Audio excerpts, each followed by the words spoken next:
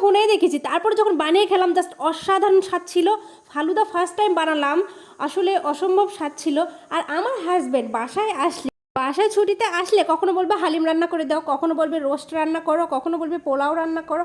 আসলে আমি তো এত কিছু রান্না পারি না, তো ইউটিউবই আমার একমাত্র ভরসা।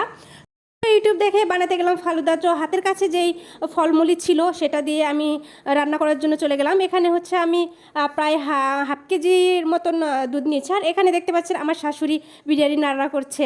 তো আসলে দুইটা একসাথে তো আমি রান্না করতে পারবো না, তো এই জন্য আমি হচ্ছে আমার শাশুড়ি বিরিয়ানি রান্না করতেছিল, আর এখানে আমি হচ্ছে ফালুদা রান্না করার জন্য যা যা লাগে, কলা ছিল, আঙ্গুর ফল ছিল, খেজুর, আর হচ্ছে ইয়ে ছিল, বেদেনা ছিল। তো আমি এগুলো দিয়ে হাতের কাছে যা ছিল সেটা কেটে নিয়ে আমি রেডি করে নিচ্ছিলাম।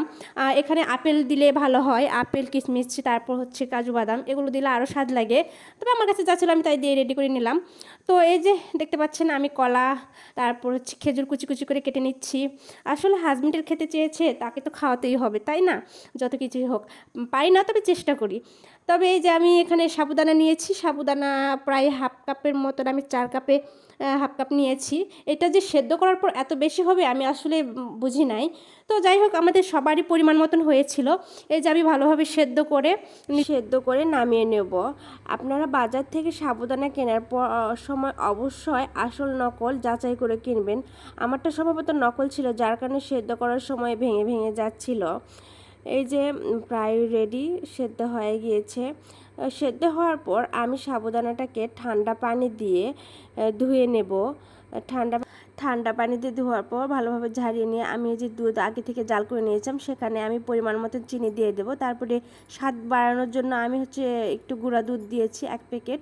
আর তারপরে আমি যে সাবুদানাটা হচ্ছে ভালো করে দুধের মধ্যে দিয়ে নেড়ে চেড়ে এই তো প্রায় কিছুক্ষণ জাল করার পর হয়ে গেছে। আর এইদিকে আমার শাশুড়ি মার হচ্ছে বিরিয়ানি রান্নাটাও হয়ে গিয়েছে। আসলে বিরিয়ানি রান্নাটা আমার শাশুড়ি করে, তো তার হাতের রান্না তো অসাধারণ স্বাদ লাগে।